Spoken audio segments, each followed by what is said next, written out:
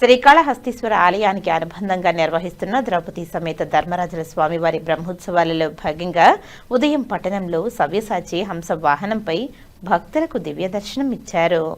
బ్రహ్మోత్సవాలలో చివరి 3 రోజులు ఉత్సవాలకు ఎంతో ప్రాధాన్యత ఉంది.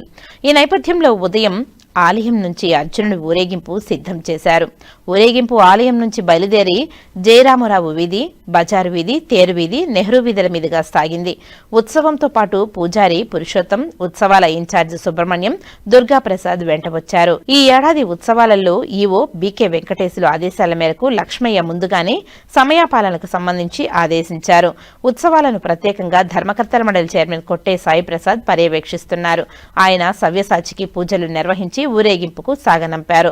అంతేకాక అలంకారానికి సంబంధించి పూల సరఫరా చేసే కాంట్రాక్టర్లకు కూడా సూచనలిచ్చారు. దీంతో ప్రతిరోజు ఉత్సవం సమయపాలనతో వస్తుండటంతో భక్తులే కాకుండా స్థానికులు దూర ప్రాంతాల నుంచి వచ్చే శివభక్తులు కూడా దర్శించుకుంటున్నారు. చిన్న ఆలయాల ఇన్ఛార్జ్ లక్ష్మయ్య, దఫేదార్లు ప్రతి ఉత్సవానికి ముందుండి సాగిస్తున్నారు.